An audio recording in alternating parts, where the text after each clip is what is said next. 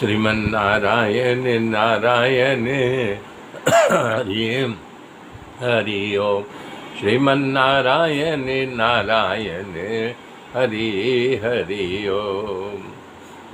उसके बाद गर्भ में भयभीत होकर के बच्चा भगवान की स्तुति करता है कि माता के गर्भ में 10वें महीने में वायु धक्का मार करके गर्भ के बाहर करता है। उसका सर नीचे की ओर होता, पैर ऊपर की ओर।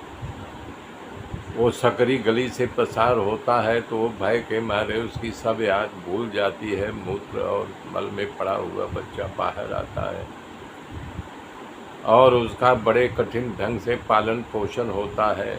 मच्छर काटता है, डंक मारता है, खटमल काटते हैं, पेट में दुखता है तो माँ दूध पिला देती है, बोल नहीं सकता है। इस प्रकार से उसका लालन पालन होता है। बड़ा कष्ट सह करके वो अपने जीवन को जीता है।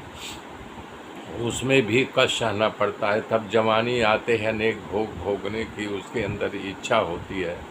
भोग न मिलने पर उसको क्रोध आता है। क्रोध दूसरे के साथ बैर करता है। इस तरह विपरीत बुद्धि वाला जीव अज्ञान बंश 5 भूत से बने इस देह में मिथ्याभिमान से मेरेपन का अनुभव करता है। अपने शरीर या शरीर के सगा के लिए अनेक प्रकार का कर्म करता है। इसलिए कर्म बंधन प्राप्त करके फिर संसार में आता है।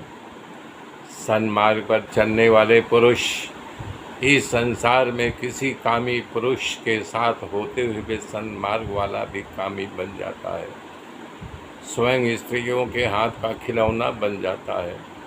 भगवान कपिल कह रहे हैं कि हे माँ, जीव कभी भी स्त्रियों में आसक्त ऐसा कामी पुरुष का संग नहीं करना चाहिए, क्योंकि इंद्री बहुत बलवान होती है। ये बड़े बड़े महापुरुषों को भी आकर्षित करती है। ब्रह्मा जैसे को भी आकर्षित करके छोड़ दिया।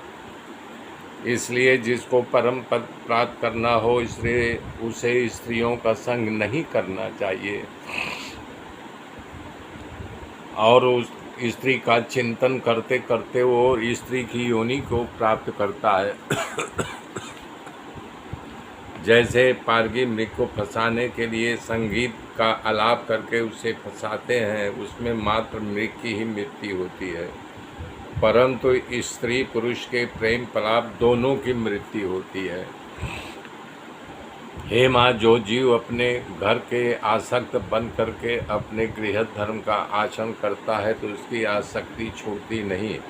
वो अनेक प्रकार के कामनाओं को मोहित हो करके भागवत धर्म से विमुख हो जाता है। तब वो देवताओं पितरों की पूजा करता है, मुझे जानना चाहे या मुझे पाने का प्रयास नहीं करता। अंत में उसको स्वर्ग या चंद्रलोक मिलता है। वहाँ जाकर अनेक प्रकार के भौतिक सुखों को प्राप्त करता है। जब पुण्य समाप्त हो जाता है तो गत्वा चंद्रमासम लोके सोमपा पुरस्ति, तब वो जीव फिर जन्म मरण के चक्कर में घूमने लगता है। इसलिए संसार के विषयों से विरक्त बनना और प्रभु से प्रेम करना, जिस भगवान का भजन करता है उसी भगवान को प्राप्त करता है। इसलिए भगवान अपने माता देवती से कह रहे हैं, माता जी, आप अत्यंत भक्ति भाव से भगवान श्री हरि के शरण में जाओ। भगवान प्रत्येक प्राणियों के हृदय कमल रूपी मंदिर में विराजमान है। मेरे मित्रों, मेरे साथ बने रहिए। आगे की गाथा फिर कल जोड़ूंगा। तब तक के लिए जय श्री राम, जय श्री राम।